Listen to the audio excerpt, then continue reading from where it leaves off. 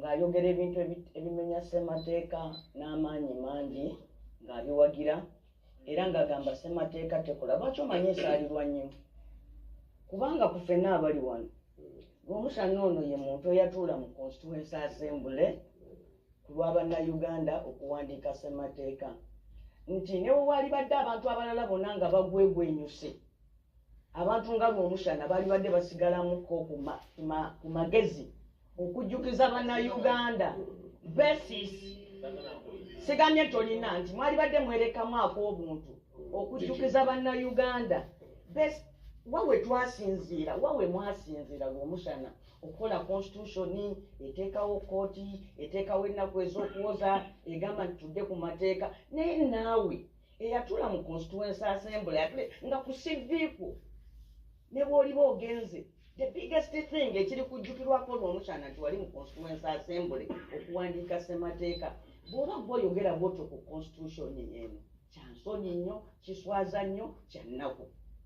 Ekirala enkima ento baazigamba nti waliyo omukisa gw'okutemawo ekibira ne ziraba enkima enkulu nga zikaaba n'enkima ento ne zeebuuza nti enkima enkulu zikaabira ki? After all tufunye omukisa okuyisiŋŋanyaako mu kkubo n'abantu naye enkima ento zisonyiyibwa kubanga zo zaali tezimanyi ensi gyevudde. Enkima enkulu ekyali kizikaabya kubanga zaali zimanyi nti teriiyo omukisa gwonna gusobola kubaawo mulungi eri nkima kuyisiŋŋanya mu kkubo nabaki n'abantu.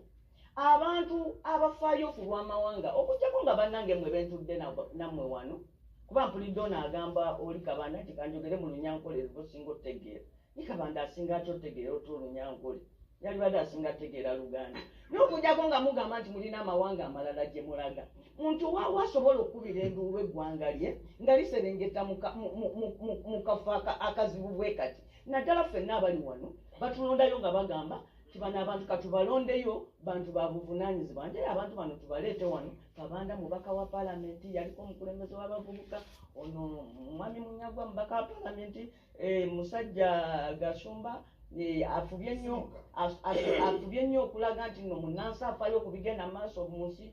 Ono RDC Mbega omukulu ate yaliko ne mu lukiiko lwa Constituency Assembly ono Namboze mbaka wa paalamenti mukazi weyo omukulu ali mu myaka 55 yagamba mujje mutuuleko wano ku puroguramu eno eya NBS mwogere ku bigenda mu maaso nti lwaki omuntu oadvocatingira position ey'obumenyi bw'amateeka ono agambye twali tutudde eyo mu PLU nga tuteesa ebya PLU ono Gashumba n'agamba bannange abaana ba boda bamenya amateeka g'ebyentambula n'olwekyo Uganda eno yeetaagamu obukambwe ng'abakondo bennyini bakondo b'ebyobufuzi batudde naye nga banakuwavu nnyo olwabamenya amateeka ga traffic because the thing you are doing in PLU kya bumenyi bw'amateeka.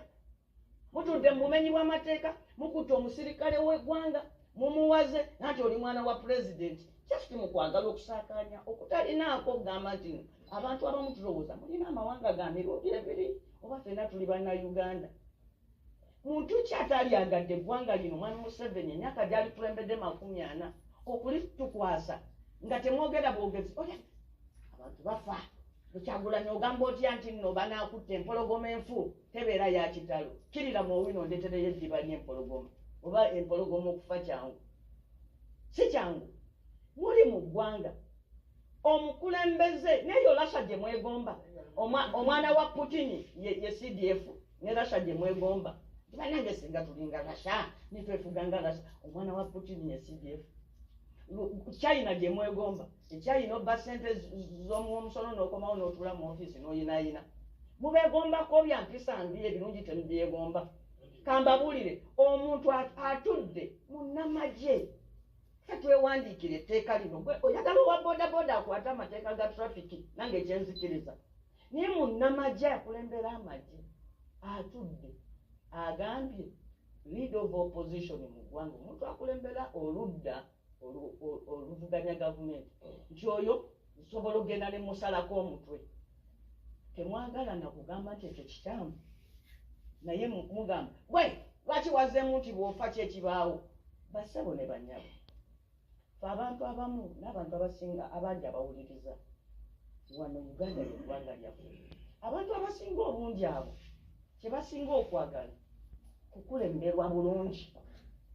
Bw'obanga gwe wennyini constitution eno gye twogerako eri mu kutyoboolwa yawandiikibwa ku mulembe gwa Mwami Museveni. Inene kesa abantu bagamba n'ogamba that he even read the exercise. N'agamba gano ge mateeka gensobola nga y'endagaano y'Abannayuganda okwekulembererako. Tusobola okubalera enduulu ne tugamba Mwami Museveni nti ali mu control. Tali mu control. Okubeera in charge kwe kukulembera abantu ne bakukkiririzaamu. Naye osobola okujja n'owamba abantu n'obateeka mu buwambe ng'agabbi we gasobola okujja ne gakusalirako mu nnyumba yo. Tegasobola gamba we are in control kubanga gundi ono tumusibidde mu nnyumba ofa agabbi tuwambye n'olwekyo we are in control. Tegaba in control gaba gabbi. Naye eno embeera eri cultivated eno y'embeera nti teriyo omuntu gwe bajja kufuga bwe bati nti Aaron yavudde eka alina omukyala n'abaana. Leero ali kitalya.